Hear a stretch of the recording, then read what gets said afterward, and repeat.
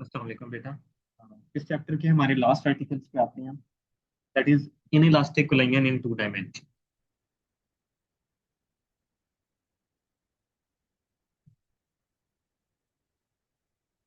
Inelastic collision in two dimension.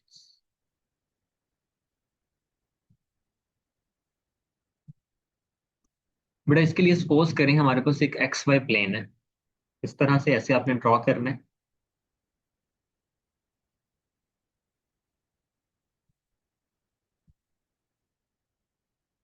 X axis, negative x, y, और its negative y. अब आपने suppose करना है कि इस एक्स वाई प्लेन के अंदर दो ऑब्जेक्ट्स मूव कर रहे हैं से। एक ऑब्जेक्ट ये है जिसका मैस m1 है, और एक ऑब्जेक्ट यहाँ पे पड़ा हुआ है जिसका मैस m2 है। m1 along x axis move कर रहे हैं इस डायरेक्शन के अंदर, और इसकी जो वेलोसिटी है वो है v1। और जो m2 है ना, ये एक्स एक्सिस के साथ एक एंगल बना रहा है और इस डायरेक्शन में मूव कर रहा है। इसका जो एक्स एक्सिस के साथ बनने वाला एंगल है, से इट इज थीटा। और इसकी जो वेलोसिटी का डायरेक्शन है वो इस तरह है, v2। अब चूंकि ये कोलिजन इन दोनों ऑब्जेक्ट्स का इन इलास्टिक है, तो इस चीज का मतलब जब ये कोलाइड करेंगे यहाँ पे, तो कोलिजन के बाद ये एक दूसरे के साथ जुड़ेंगे तो वो इस तरह मूव करेंगे इस डायरेक्शन में, और इनका ये कंबाइन मैस हो जाएगा which is equal to m1 plus m2, जिसको हमने पिछले आर्टिकल में कैपिटल M भी कह दिया। और इनकी जो वेलोसिटी होगी, वो वेलोसिटी हम कह देते हैं एक वेलोसिटी फी एफ के साथ फॉरवर्ड डायरेक्शन में मूव करती है, और इसका एक्स एक्सिस के साथ बनने वाला एंगल है फाई। अब हमने इन इलास्टिक कोलिजन के बारे में ये पढ़ा था कि एक ऐसा कोलिजन होता है जिसमें मोमेंटम कंजर्व रहता है और काइनेटिक एनर्जी लॉस हो जाती है। हमने law of conservation of momentum लगाना है, बट मसला ये है कि एक बॉडी कुछ एंगल बना रही है, तो इस बॉडी के एक्स और वाई कंपोनेंट्स बना लेते हैं। ये सिनेरियो हमारे पास बन रहा था।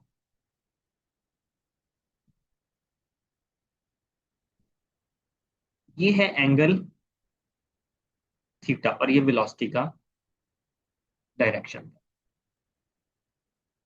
अब हम अगर इस वेलोसिटी को इसके कंपोनेंट्स में डिवाइड करना चाहें, तो हमारे पास कौन कौन से कंपोनेंट्स बनते हैं।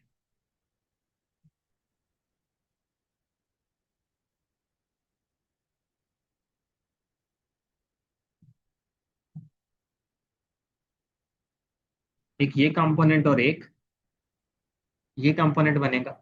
ये कंपोनेंट अलोंग एक्स एक्सिस है, ये वाला कंपोनेंट बड़ा होगा, इसको बोलेंगे एक्स कंपोनेंट। और जो ये कंपोनेंट बनेगा, ये वाला कंपोनेंट कहलाएगा इसका वाई कंपोनेंट। ठीक है। कौन सी वेलोसिटी है, इट इज v2। इसको कह लें v2y, और इसको कह लें v2x। तो इनिशियल अगर हम वेलोसिटीज निकालना चाहें तो हम ऐसे निकाल सकते हैं। सेम फाइनल के लिए भी रिजॉल्व कर लेते हैं कंपोनेंट्स में। प्रोजेक्शन ड्रॉ कर लेते हैं। ये वी एफ है, ये बनेगा इसका वी एफ एक्स, और ये बनेगा वी एफ वाई, और एंगल है फाई। अब हमने law of conservation of momentum लगाना है पहले अलोंग एक्स एक्सिस या in the direction of X axis, जिसके according initial momentum of the system along x axis must be equal to final momentum of the system along x axis. अब initial momentum along x axis ball one का, वो तो simple है, वो है m1 v1। और ball to के लिए initial momentum along x axis ये हमारे पास पड़ा हुआ है। ठीक है। इस चीज के इक्वल आएगा v2x बनेगा v2 cause of theta. X component cos theta के बराबर होता है, और ये जो v2y है ये बनेगा v2 साइन थीटा, क्योंकि ये हम बार बार डिस्कस कर चुके हैं, इसलिए मुझे बार बार ये रिमाइंडर देने की जरूरत नहीं है। यहाँ पे कॉस क्यों आया और यहाँ पे साइन क्यों आया। तो दूसरी वैल्यू बनेगी मोमेंटम की m2, और v2 नहीं आएगा बल्कि आएगा v2 cos of theta equals, final momentum में दोनों इकट्ठे हो गए। अब m1 plus m2 into v F लिख लें, या फिर m इंटू वी एफ लिख लें, और वी एफ भी कौन सा, उसका x कंपोनेंट, क्योंकि हम तो वी एफ एक्स बनेगा we f cos of theta, और y वाला बनेगा we f sine of theta. क्योंकि x की बारी है तो हम इधर लिखेंगे capital M into v f cos of theta, sorry its cos phi. Cos phi क्यों कहा, हमारे पास एंगल यहाँ पे फाई आ रहा है। This is result number 1।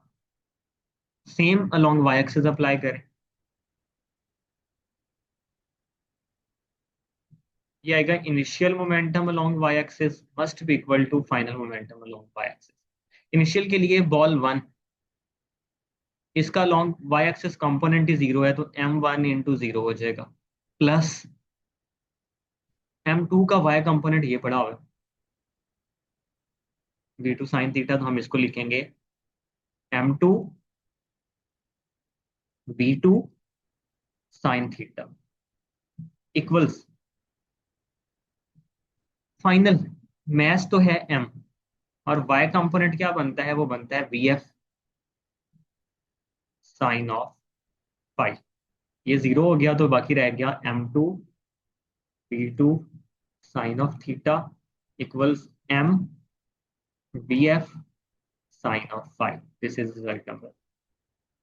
हमारा मेजर टास्क यही होता है, मोमेंटम्स निकालना, जो कि टफ होता है। अब आगे आ गई एनर्जी।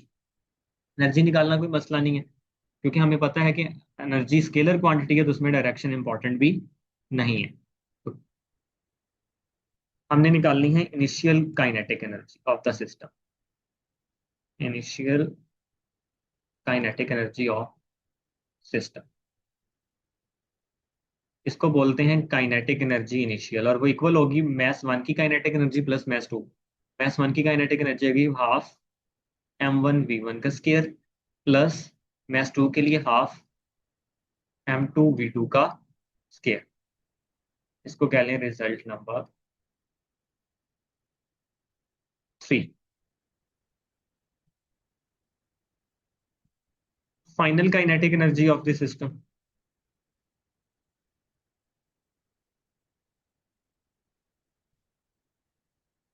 इसको कह लें काइनेटिक एनर्जी F।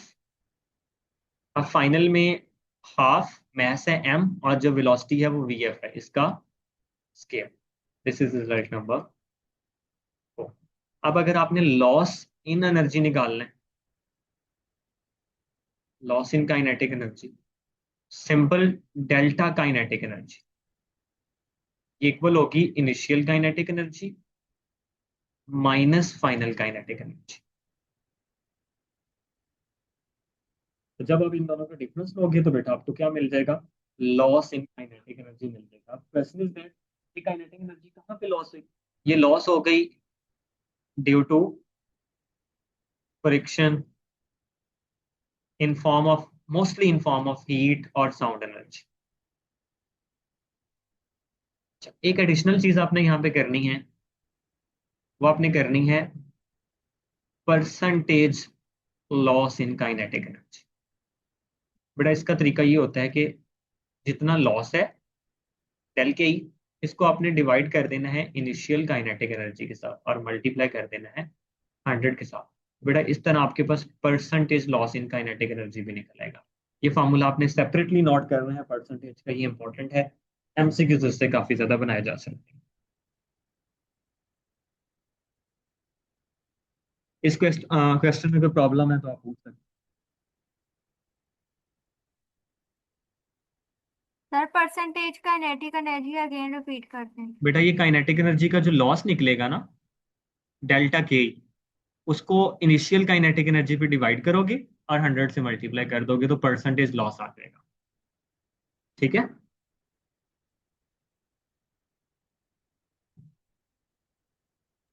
जी सर। अगला सर ऑब्जेक्टिव। आपने जो सा जी जी। सर जो सा आपने अलोंग वाई एक्सिस करवाया है जी, इन इलास्टिक सोल्यूशन में, तो वो अब समझ नहीं आई उसमें। मैं दोबारा बता देता हूँ, ठीक है। मैं रीड्रॉ करता हूँ फिगर्स को, ताकि आपको ना ये छोटी सी बात है ये क्लियर हो जाए। मैं सेपरेटली क्लियर करके फिगर ड्रॉ कर देता हूँ।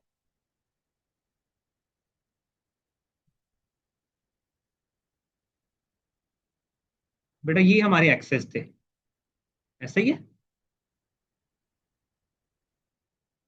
ये फाइनल वेलोसिटी थी, जिसको हमने कहा था वी एफ। डायग्राम में आप देखना यही बना हुआ है, और उसका एंगल था फाई।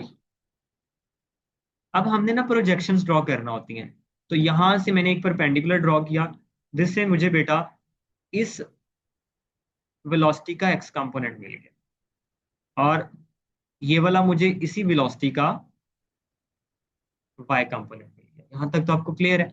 अब मुझे पता है एक्स कंपोनेंट इक्वल होता है कॉस थीटा के। जिस तरह हमने फॉर्मूला पढ़ा था, ए एक्स इक्वल ए कॉस थीटा, और ए Y equals a sine theta. Trigonometric ratio से इस चैप्टर के स्टार्ट में पढ़ा था। इधर ए एक्स की बजाय वी एफ एक्स है, तो वी एफ कॉज ऑफ, और जो एंगल है थीटा है तो थीटा, एंगल एक्स गिवन होता तो एक्स लिख लेते, फाई होता है तो फाई। यहाँ पे एंगल फाई है तो क्या आ गया, फाई। और जो वाई कंपोनेंट है ये क्या बनेगा, we f sine of phi बन जाएगा। क्लियर हो गया। अब हमने मोमेंटम फाइंड करना होता है वाई और एक्स एक्सिस के अलोंग, अलग अलग। तो जब हम एक्स के लिए मोमेंटम कैलकुलेट कर रहे होंगे तो मैंने इस वेलोसिटी को यूज करना है, और जब मैं वाई के लिए मोमेंटम फाइंड करूंगा तो फिर वेलोसिटी कौन सी यूज होगी, v f sine phi use. हमने यहाँ पे ऐसे ही किए। जब मैं एक्स को फाइंड कर रहा था तो एक्स में मैंने कॉज वाली वेलोसिटी यूज की है, ठीक है। और जब मैं वाई को यूज कर रहा था तो मैंने कौन सी वेलोसिटी यूज की, साइन वाली यूज की।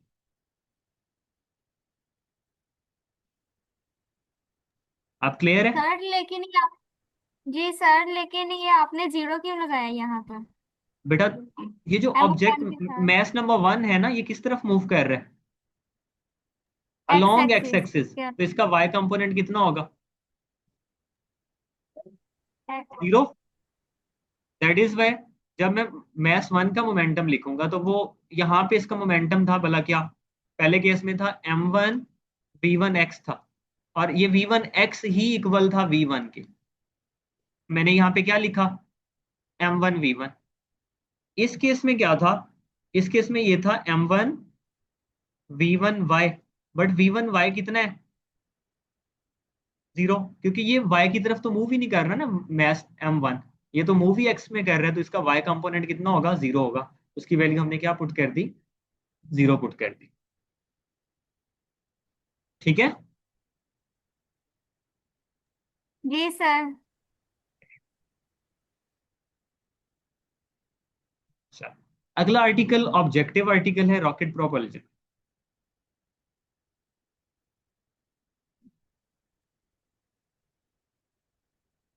रॉकेट प्रोपल्जन, इसमें मोस्टली आपको एमसीक्यूज ही पूछे जाने हैं। तो एक रॉकेट की जो मूवमेंट होती है वो कैसे होती है, इसके लिए एक रॉकेट के मैकेनिज्म को अगर हम समझे तो बेटा रॉकेट यूजली कितने हिस्सों पर मुश्तमिल होता है। बेटा सबसे पहले इसका व्हीकल कैरिंग पार्ट होता है टॉप पे,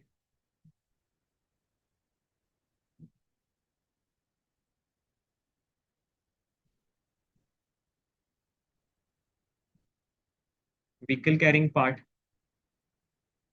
इससे नीचे आएंगे तो बेटा हमारे पास फ्यूल चैम्बर होता है, फ्यूल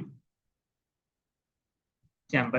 फ्यूल चैम्बर के एक्चुअली दो पोर्शंस होते हैं, इसमें हाइड्रोजन मौजूद होती है और उससे नीचे ऑक्सीजन मौजूद होती है। और बेटा ये दोनों या तो सॉलिड फॉर्म में होंगी या फिर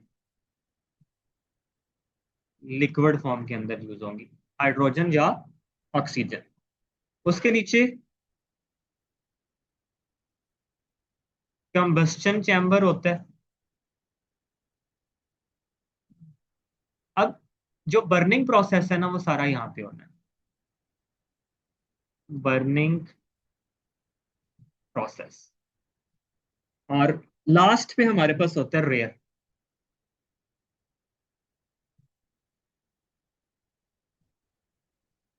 रेयर यूनिट बोलते हैं। यहां से गैसेस ने एक्सपेल करना है।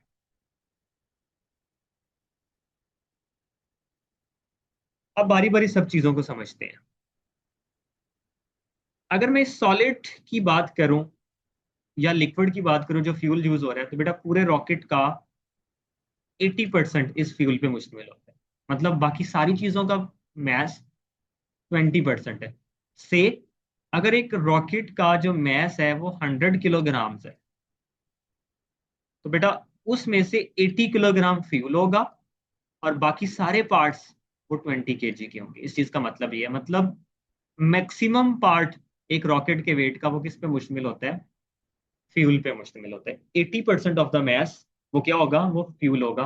आइदर सॉलिड और लिक्विड फॉर्म में हाइड्रोजन या ऑक्सीजन को यूज करते हैं। रीजन लो प्रेशर पे ये हमें बर्निंग में आसानी देती है। दैट इज वाई हम सॉलिड या लिक्विड फॉर्म में इन दोनों को यूज कर रहे होते हैं। अब रॉकेट की जो मूवमेंट है वो किस तरह से होगी? According to law of conservation of momentum.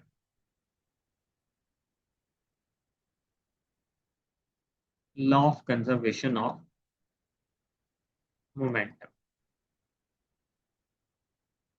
होता बेटा एक्चुअली ये है कि रेयर से गैसेस एक्सपेल होती हैं। और बेटा उन गैसेस के एक्सपेल होने का जो वेलोसिटी है वो अप्रोक्सीमेट 4000 मीटर पर सेकेंड होता है। इसके साथ आपने बुक पे ही नोट कर लेना है 4 किलोमीटर पर सेकेंड। इस वेलोसिटी को हम 4 किलोमीटर पर सेकेंड भी कह सकते हैं। इस वेलोसिटी की सब गैसेस क्या होती हैं? एक्सपेल होती हैं। This is action. As a reaction होता क्या है? रॉकेट अपवर्ड मूव करता है। रॉकेट क्या करता है?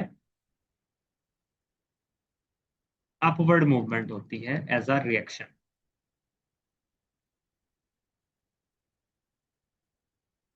अब चूंकि मुझे पता है ये गैसेस एक्सपेल क्यों हो रही हैं, इस बर्निंग ऑफ द फ्यूल की वजह से कंबस्शन चैम्बर के अंदर, तो इन गैसेस का कुछ मोमेंटम होगा।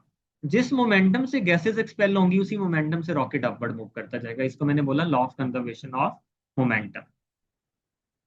Journal information. एक टिपिकल रॉकेट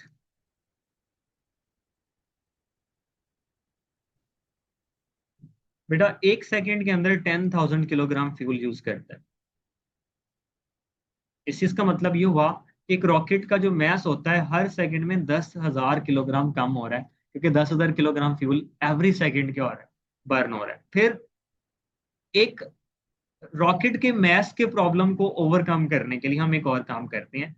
एक सिंगल रॉकेट नहीं होता बल्कि हम मल्टीपल रॉकेट्स को कंबाइन करते हैं। इसको मल्टीपल रॉकेट्स कह लें या पार्ट्स कह लें या पोर्शंस कह लें। बेटा जब एक पोर्शन अपना काम कंप्लीट कर देता है, इसका जो टास्क होता है वो फिनिश हो जाएगा, तो बेटा ऑटोमेटिक उसको क्या कर दिया जाता है? डिस्कार्ड कर दिया जाता है। वो ऑटोमेटिक डिस्कार्ड हो जाएगा और बाकी हिस्सा अपवर्ड मूव करता रहेगा। ये वाला काम क्यों किया जाता है? टू ओवरकम प्रॉब्लम ऑफ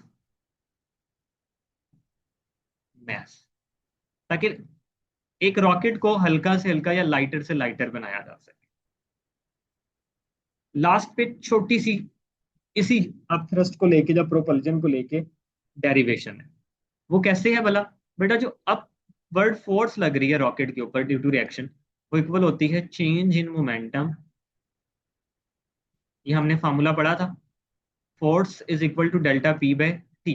अब इस डेल्टा पी को निकालने के लिए दो तीन बातें सीख लें। Number one, mass of rocket, it is equal to capital M. Number two, mass of fuel, small m. तीसरी बात जो याद रखनी है वो वेलोसिटी आपने याद रखनी है ऑफ गैसेस, वो v है। और वेलोसिटी ऑफ रॉकेट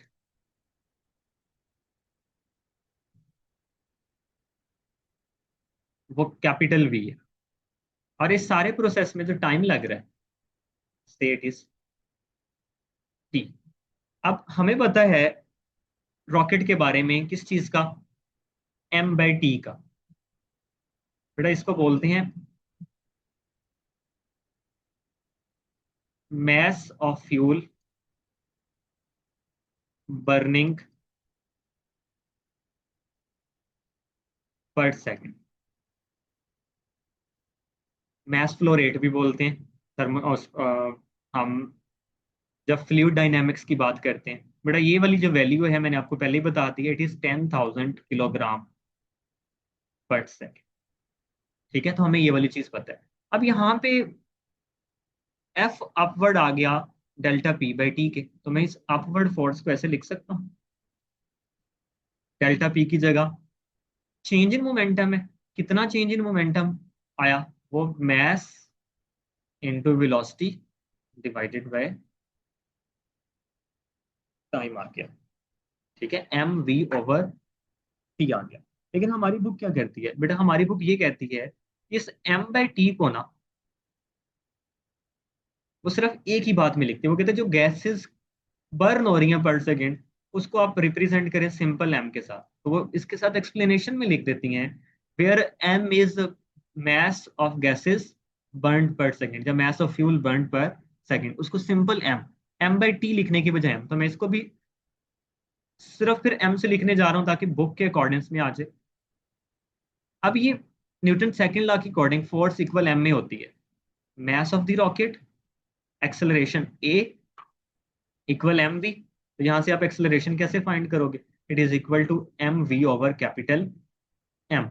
अब हमें पता है अगर इतनी गैसेस बर्न हो रही हैं तो एक्चुअली फर्क किस पे पड़ रहा है, इस मास ऑफ द रॉकेट पे। ये कॉन्टिन्यूसली क्या होता है, कम होता है। जब मास ऑफ द रॉकेट कम होता है तो रॉकेट का एक्सेलरेशन क्या होता जाता है, इंक्रीज।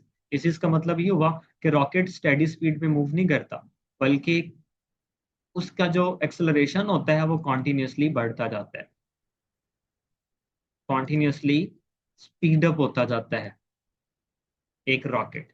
तो वो एक स्टेडी स्पीड पे कभी भी रॉकेट मूव नहीं करता। ये आर्टिकल आपका इतना सही था, इसमें अगर कोई क्वेश्चन है तो आप पूछ सकते हो।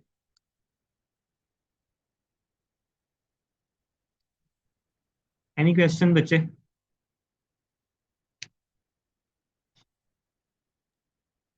सर हम इससे पीछे वाला टॉपिक नहीं करेंगे? बेटा वो सिर्फ एग्जांपल रहेंगे, लास्ट लगेंगे कि वो आप खुद रीड करें। ठीक है, रीडिंग आर्टिकल है वो जस्ट, उसमें सच है कोई कॉन्सेप्चुअल चीज नहीं है, सिर्फ एग्जांपल्स दी हुई हैं। वो शॉर्ट क्वेश्चन में पूछ सकते हैं। हाँ, शॉर्ट क्वेश्चन में मैक्सिमम अगर आएगा भी तो उसके भी चांसेस बहुत कम है। जी सर। ओके हो गया। अब इस आर्टिकल में 4 MCQs थे हमारे, भला कौन कौन से। पहला, गैसेस की जो बर्न होने की स्पीड है इजेक्शन वो कितनी है, 4,000। एक सेकंड में कितना फ्यूल बर्न होता है, 10,000 किलोग्राम पर सेकंड। रॉकेट का कितने परसेंट मैस फ्यूल पे मुश्तमिल होता है, 80%। और चौथा ये वाला, क्या रॉकेट स्टेडी स्पीड पे मूव करते हैं, नो। क्यों? क्योंकि रॉकेट का मैस डिक्रीज होता है, उस वजह से इसका एक्सेलरेशन कॉन्टिन्यूसली इंक्रीजिंग होता है, गोज ऑन इंक्रीजिंग, इसका एक्सेलरेशन इंक्रीज होता है। तो ये 4 बातें हैं इस टॉपिक में आपने याद रखनी, just for objective point of. ये हमारा चैप्टर आज क्लोज हुआ। कल हमारी कोशिश होगी कि एक्सरसाइज को मैक्सिमम हम कवर करें और नेक्स्ट चैप्टर की तरफ move करें। ठीक है, अपना ख्याल रखें, अल्लाह हाफिज़।